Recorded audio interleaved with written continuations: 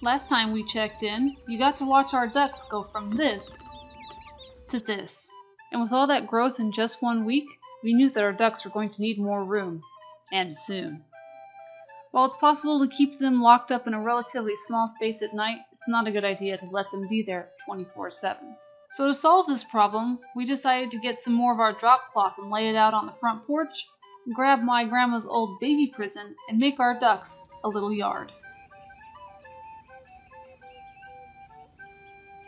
Of course, it wasn't quite that simple, as they were very shy to come out at first. Come on, you guys, why won't you be my friend? No.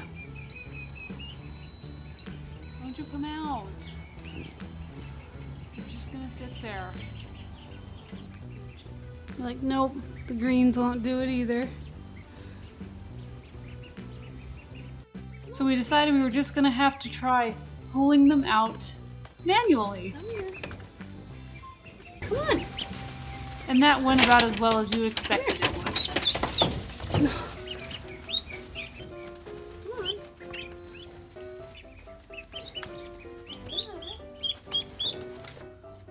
Here. And the worst part, they all just came running right back on in the end. Back into the house.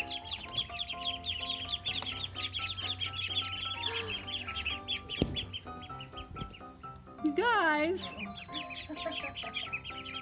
The water's out here though. The only way we could find to bribe them out was with water, and it had to be a few inches at a time. See, look. Do you see it?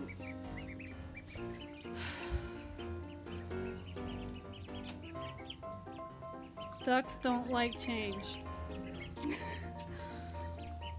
Just because they're not waterproof don't mean they won't go in. It's just the better water is here, and you're gonna make them nests. How about now? Yeah.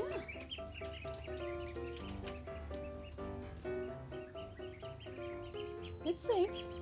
Yeah, see? At least if it's out here, it doesn't matter that much. So the secret is to keep it close to the door. Lure them out.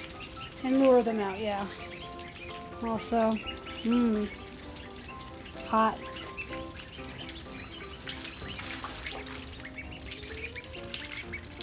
Once they were settled into their yard, we found that everything was going great except for the fact that water was going everywhere.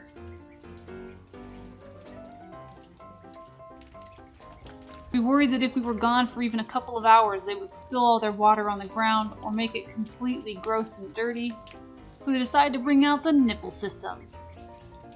As you might recall, we have these with our other ducks that are out in the big yard, and they seem to like it well enough, but we weren't sure if our tiny little babies were going to be able to use it right away.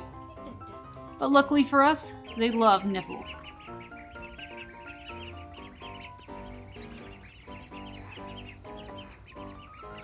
They get distracted by water. It's alright. With the water problem sorted, we then turned our eyes to food. Now last time I had talked about how we were feeding them baby duck feed, but finding duck feed is incredibly hard and it's very expensive. So this time we're deciding to try basic chick grower and then adding brewer's yeast on top of it to make sure that everybody gets enough niacin. So far it seems to be working.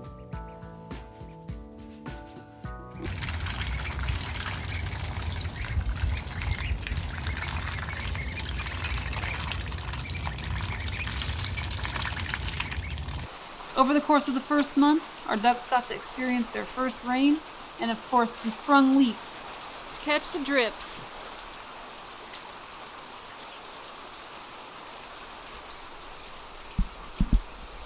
Hi babies! We added a tarp, we had a drip that kept coming up from the awning, so that collects the drips, and the tarp funnels it down so we can hopefully keep the bedding a little bit drier today. Right around 2 to 3 weeks, we noticed that the ducks started getting their feathers in. It doesn't look like the most comfortable thing, but I've been assured that They don't notice it, it's just like hair growing on us, but it kind of weirds me out.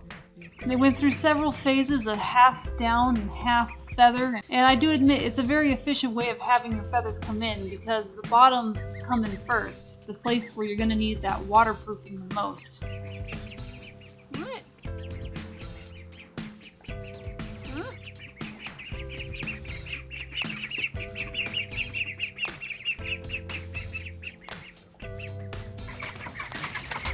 And slowly but surely we've noticed the head and the wings are starting to fill out. Here they are at a month, and they're not quite done baking, but we're getting very, very close. We'll get it. We'll get it. Yeah.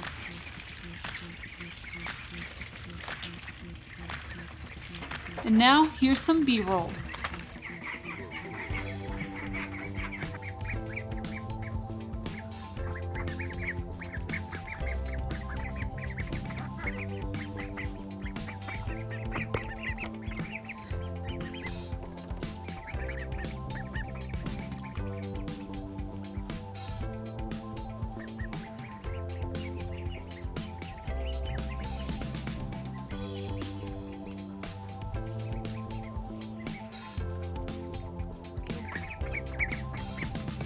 That's it for this week, you guys.